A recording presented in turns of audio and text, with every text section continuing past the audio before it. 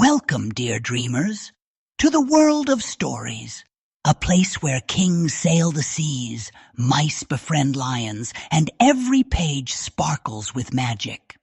Before we begin today's adventure, let's sprinkle a little magic together. Tap subscribe, give a like, and share these stories so the wonder never ends.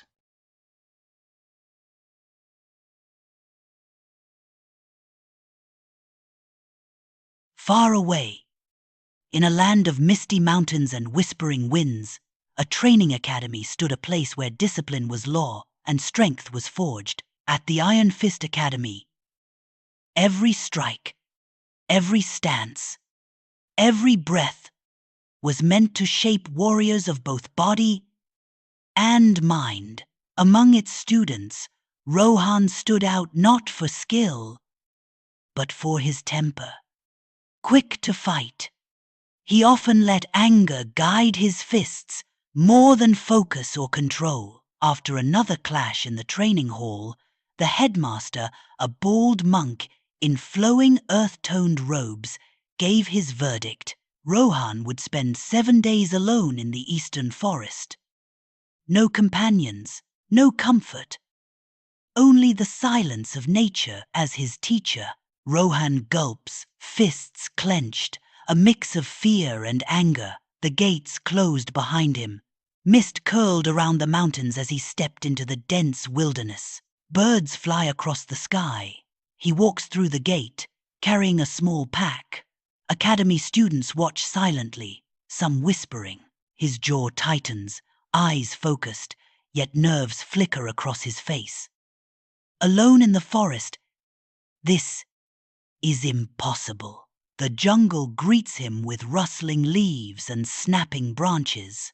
Sunlight filters through a thick green canopy. He stumbles over roots, brushes past vines, and flinches at distant bird calls and the rushing sound of a river. A sparkling stream blocks Rohan's path. He splashes through, thrashing and shouting, fighting the current. But the river does not give way. Exhausted and trembling, Rohan finally surrenders. When he stopped struggling and began to observe, the forest revealed its lessons. A river carried him safely when he moved with its current. Between the towering trees and the water's force, Rohan feels tiny. The forest is immense, and nature far stronger than he imagined. The current finally eases, and he reaches the far bank, stepping onto the sunlit shore. Golden light filters through the canopy, dust motes floating in the air, and fireflies begin to glow like tiny lanterns emerging from the shadows. In a quiet clearing, Rohan spots a trapped tiger cub. His hands shake, hesitation gripping him, but carefully, he bends down and frees the cub. The creature pauses, eyes bright, before darting into the forest. Relief and a spark of joy fill Rohan's chest. A small smile flickers across his face, the first sign of courage and compassion taking root. Night falls, draping the forest in a velvet darkness. Stars pierce the sky like scattered diamonds, and the soft rustling of leaves mingles with the distant, haunting call of an owl. The air is thick with the scent of earth and mystery, and shadows dance across the undergrowth as if alive. Rohan sits on a fallen log, breathing deeply. Alone in the wilderness, he realizes the true treasure he has overlooked: friends, teachers, even rivals, those who guide and care for him. Gratitude fills him. Anger fades, calm takes its place. A small smile spreads across his face. In the quiet night, he understands. Connection and awareness are stronger than any strike. Morning breaks. Sunlight pierces the canopy, painting the forest floor gold. Rohan rises, weary but alert. Every leaf, rustle, and whisper teaches patience, courage, and gratitude. He moves through the jungle with new eyes, noticing details he once overlooked: a bird's delicate song, the shimmer of a hidden stream, the strength in a fragile twig. The forest no longer intimidates him. It has become his teacher, guiding his steps and shaping his mind.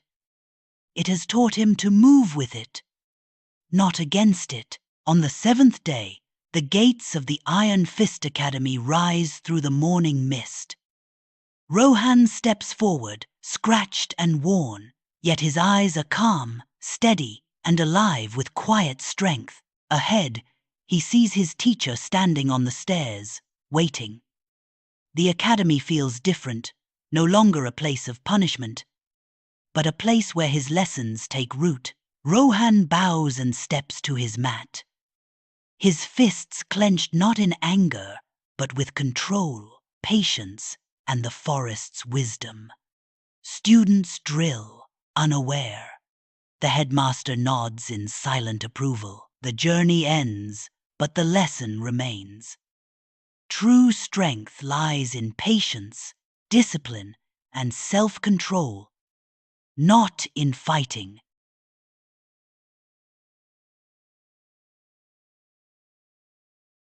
In a faraway kingdom, a young prince dreamed of making his birthday the most extraordinary day ever.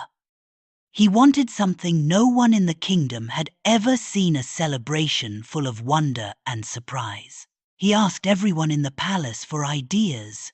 Courtiers suggested fireworks, exotic feasts, even a parade of elephants, but nothing felt special enough. Word of the prince's wish traveled far and wide.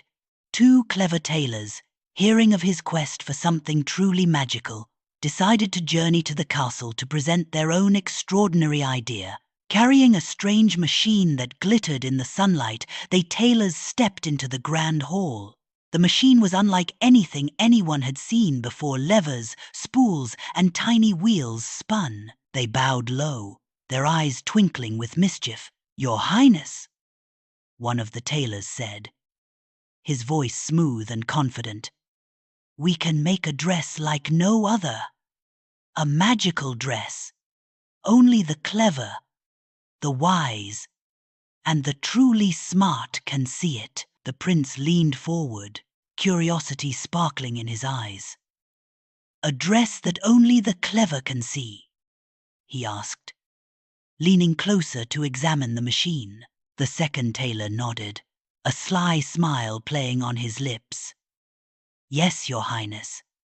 The threads are made from the rarest materials, gold, pearls, and jewels. But beware, only those with true intelligence will be able to see the dress. Anyone else?" He paused, letting a playful glint dance in his eyes. "Will see nothing at all." The hall fell silent. The prince's heart leapt with excitement.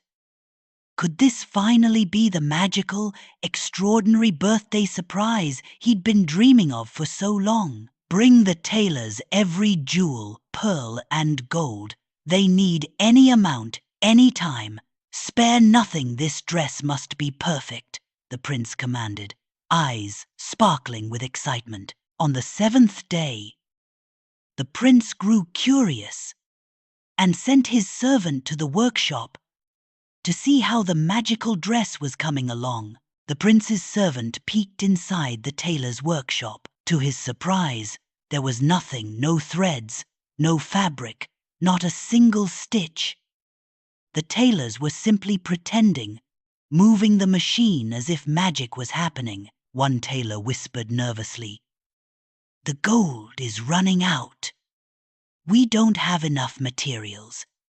We must ask the king for more." The servant froze. He could see nothing, but he didn't dare speak up. "What if they think I'm foolish?" he thought. "What if I lose my job?" So, reluctantly, he returned to the prince and reported, "Your Highness, the dress is truly magical, but the tailors say they need more gold, jewels, and pearls to finish it." The prince nodded thoughtfully. "Very well. Provide them whatever they need. Make sure everything is ready in time." Today is the 7th day. The grand celebration will be in just 3 days. The next day, the same thing happened. The prince sent his servant to check. The servant saw nothing, but like the prince, he nodded and praised the invisible dress. Afraid of being thought stupid, day after day, the tailors pretended to weave and spin. They hummed, tapped, and moved their hands as if magic filled the air. Finally, the celebration day arrived. In the prince's chamber, tailors bowed deeply, pretending to hold a grand dress, and announced with pride, "Behold!" they declared, voices booming across the hall. "A masterpiece of magic. Only the clever and wise can see its beauty. You, Your Highness, will shine like never before." They turned to the prince's servant, who was trembling like a leaf. "And what do you think, brave one?" they asked. Eyes sparkling mischievously, the servant gulped, heart pounding, and nodded so vigorously it was almost comical. It's extraordinary, Your Highness. Truly magnificent." The prince's heart skipped a beat.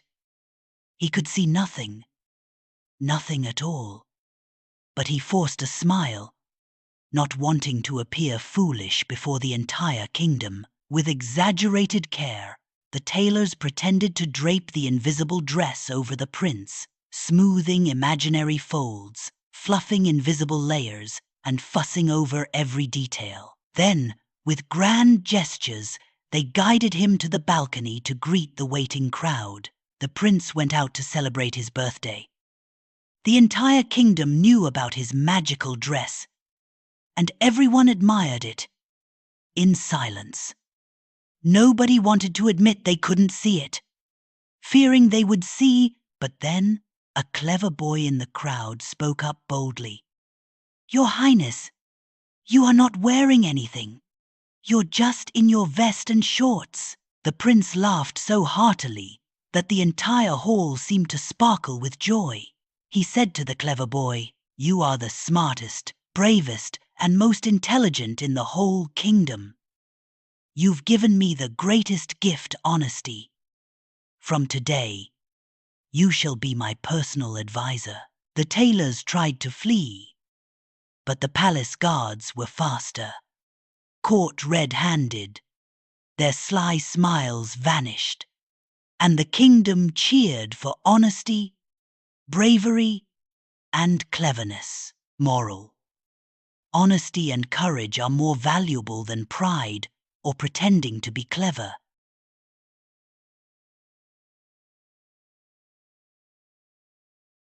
In a faraway kingdom, a wise king announced a test.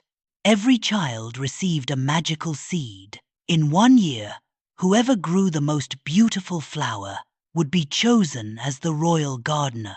Among the children was Lena, a gentle girl with a brave heart.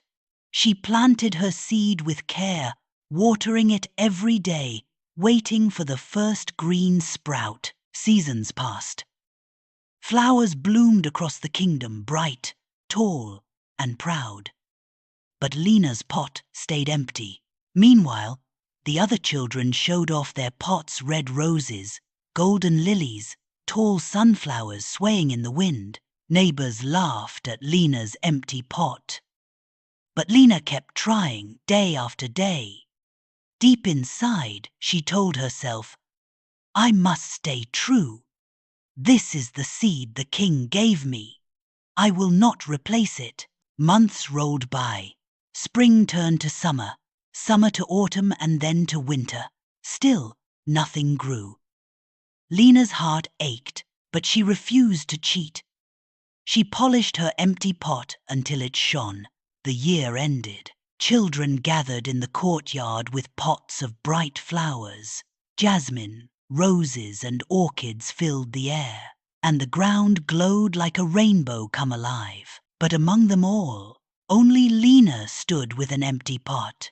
She walked slowly, her hands trembling, Whispers spread through the crowd.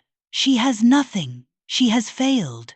Some even laughed. The king moved through the line, studying each flower with sharp eyes. Finally, he reached Lena. He stopped. Silence fell across the courtyard. "What is this?" he asked gently. Lena bowed. Her voice shook, but her heart was steady. "Your Majesty, I cared for your seed with all I had, but nothing grew." The king raised Lena's empty pot high. The seeds were enchanted, never to grow. Only Lena stayed true, proving her honesty, while others chose deceit. The king placed a crown of flowers on Lena's head. "From this day, Lena shall be the royal gardener. For honesty nurtures more beauty than any flower." And so it was. Under Lena's care, the royal gardens flourished brighter than ever before. Not because of magic in the soil, but because of the magic of her honesty. Remember, being truthful can create wonders far greater than any trick or shortcut.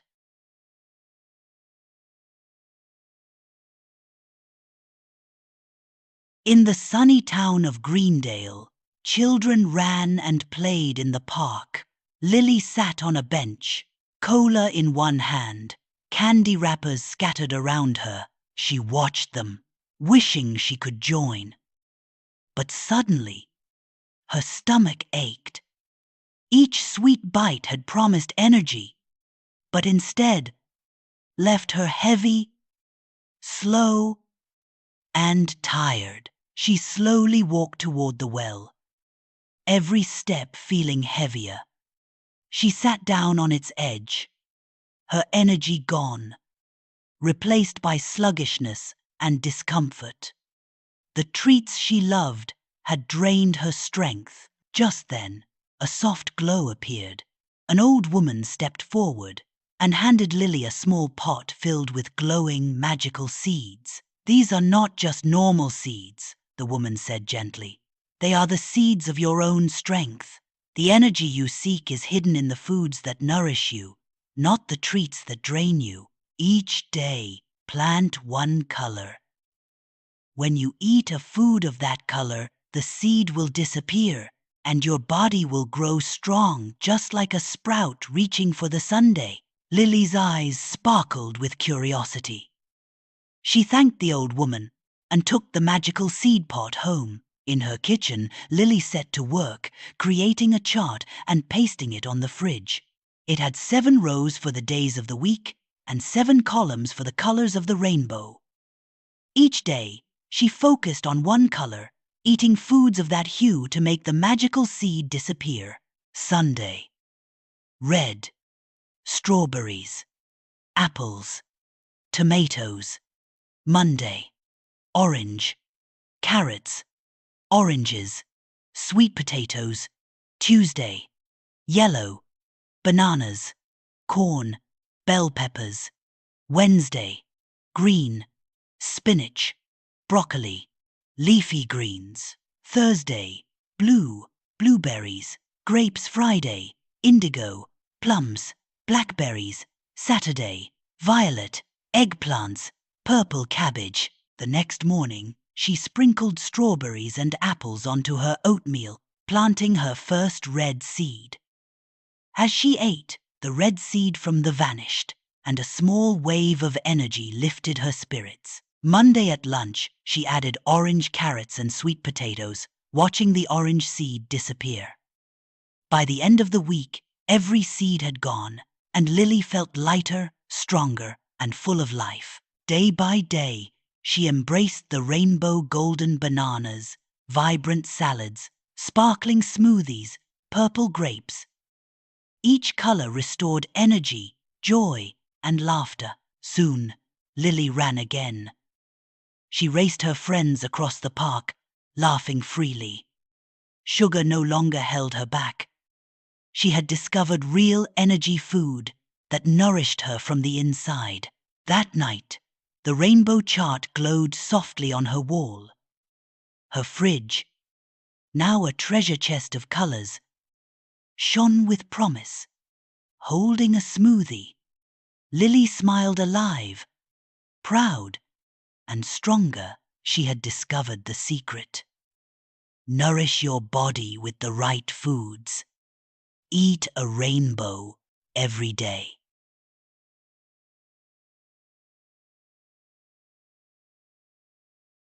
Greenfield Academy, a place of laughter, chatter, and youthful energy.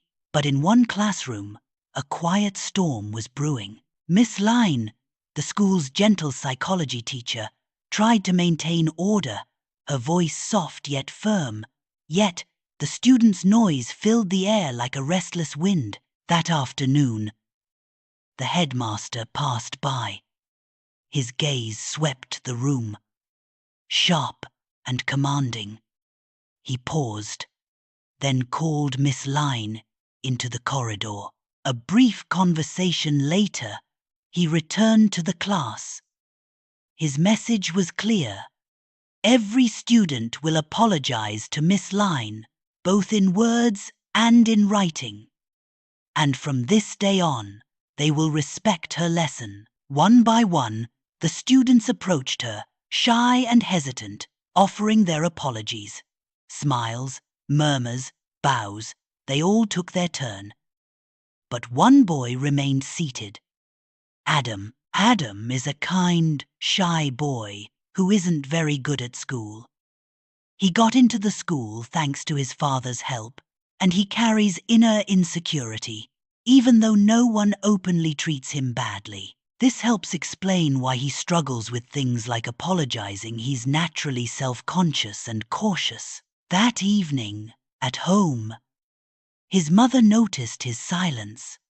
"What happened at school today, Adam?" she asked. Adam hesitated, then explained the apology task and that he had not apologized. His mother's eyes softened. She placed a hand on his head. "Adam, I thought you would be the first to apologize." He looked up, puzzled. "Why? I wasn't the one making noise. Why should I apologize?" She smiled gently. Apologizing is an act of courage. It takes more strength to bow your head than to raise your fist. Adam frowned, struggling to understand. "But I felt embarrassed. I didn't know what to say." "Do you remember asking why we left our village?" she asked. "It was a paradise once, golden fields, strong oxen. But everything changed, all because your father refused to apologize. Years ago, their fields thrived.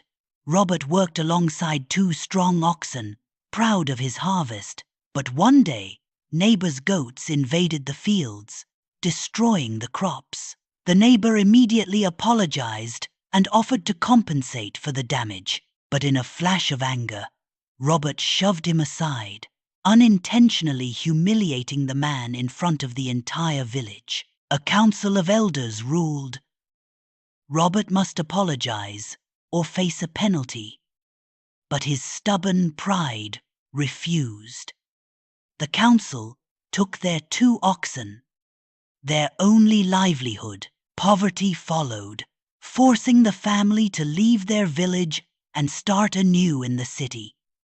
Burdened by unspoken apologies, "Those who learn to apologize," she whispered, "they succeed. Apology is not weakness, it is your greatest strength. Be brave, Adam. Use it wisely." That night, Adam slept peacefully. And when morning came, something had changed. A quiet confidence gleamed in his eyes. Adam walked to school with newfound courage. The city, once cold and unfamiliar, now felt alive, full of people who forgave, shared, and apologized freely. "Miss Line, I'm sorry. I was too embarrassed yesterday. You guide me, and I couldn't let you down.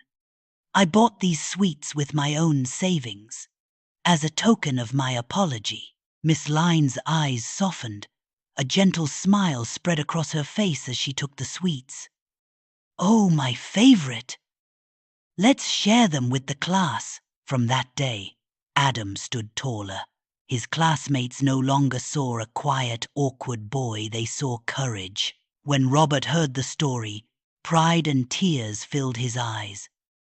"What I could not do, my son has done," he said. Holding Adam close, Adam met his father's gaze. "This summer, father, you must apologize.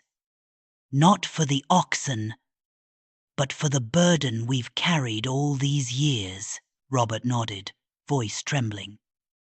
"Yes, it's time to lift this weight. True bravery isn't pride or anger, it's humility. An apology isn't weakness, it's a power that heals hearts and changes lives."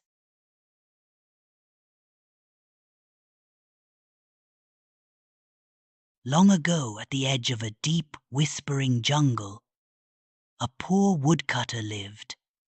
Every day, he carried his axe and walked into the forest, working under the hot sun and cold winds. He cut wood, carried heavy bundles on his shoulders, and dragged them to the city to sell. Yet in his heart, he held a secret hope. Maybe one day, he would find a treasure buried beneath the earth. He carried his axe and shovel every day, always digging, always hoping for treasure. One morning, his shovel hit something hard, a large clay pot, hidden beneath the soil. His eyes gleamed with excitement. At last, a hidden treasure, he thought. Surely gold or jewels lay inside. But when he slid his hand into the mysterious pot, his excitement turned to shock. It was empty. His dreams shattered in an instant. Angrily, he shoved the pot aside and kept digging, his hands raw. But the earth offered nothing. Frustrated, he threw his axe, and it clattered against the pot. Exhausted, he sank into the shade, head bowed. Then, something caught his eye. The pot glowed faintly in the dim light. He leaned closer and froze. Instead of his single axe, the pot now held 100 shining axes. He stared in disbelief. This was no ordinary pot. It shimmered with a strange, quiet magic. That night, full of cautious hope, he placed a single mango inside, unsure of what would happen. In the morning, the pot held 100 mangoes. The woodcutter was overjoyed. With this gift, he became rich. But he didn't keep it all for himself. He helped the poor, shared food, and gave to those in need. Soon, everyone knew him as a kind and generous man. Soon, his generosity spread across the land, and everyone spoke his name with gratitude. But news of miracles travels fast, and it reached the ears of the king. The king, though already rich, was consumed by greed. He summoned the woodcutter and demanded the magic pot. The poor man, powerless, obeyed. In the palace, the king held the pot, his eyes burning with desire. He whispered to himself that with it, his wealth would never end. But as he leaned over to inspect it, his foot slipped. In a sudden misstep, he tumbled forward. His leg sank into the pot. A blinding flash erupted. In an instant, 99 identical kings appeared, each shouting, "I am the true king!" Chaos consumed the palace. The 100 kings, drunk with greed, fought fiercely. Swords clashed, voices roared, and in their blind desire for the pot, they destroyed each other. When the noise ended, not a single king remained. From the shadows, the woodcutter stepped forward. Calmly, he lifted his magic pot, hugged it close, and walked home. His heart was steady, and his treasure was safe. Children, remember this. Wealth can be a blessing, but greed is a curse. Sharing brings honor, but selfishness can destroy. Long ago, in a quiet village, there lived a poor man. His hands were rough from endless labor, and his back bent under the weight of daily struggles. Whatever little he had, he shared with his family and anyone in need, always dreaming of a brighter future for his children. One hot, dusty morning, as he rested under an ancient tree, something extraordinary happened. A single piece of paper drifted from the sky, landing at his feet. Curious, he picked it up. On the paper, in bold letters, were the words, "The secret to riches." Beneath the words was a map. His heart raced. Could this be fate? With trembling hands, he followed it through forests and over hills, until he reached a quiet riverbank. There, in a shimmer of golden light, appeared a fairy radiant, graceful, her voice like a song carried by the wind. The poor man, overwhelmed, could only nod. She smiled softly. Deep beneath this riverbank lies a chest of gold. No one has ever reached it, for it is buried far, far below the earth. If your heart is strong and your hands tireless, it shall be yours. But remember, true wealth lies not in keeping, but in sharing. And with that, the fairy vanished like mist in the morning sunday. The man did not waste a moment. The man grabbed his shovel and began to dig. Day and night, under sun and moon, he toiled relentlessly. His hands blistered, his body aching, but he never gave up. At last, his shovel hit something solid. With trembling hands, he unearthed a chest of gold. Tears filled his eyes. He had done it. With the newfound wealth, he educated his children, giving them the future he had once only dreamed of. But he did not stop there. Remembering the fairy's words, he shared his fortune, feeding the hungry, clothing the poor, and helping those who had nothing. And so, his riches never diminished. Instead, his life was filled with blessings far greater than gold, love, respect, and prayers from every heart he touched. True wealth is not just what we keep for ourselves, but what we share with others. For when you give, your blessings multiply. And so our story ends. If you enjoyed this tale, please give it a thumbs up, and for more stories, be sure to subscribe. Until next time, may your dreams be full of adventure.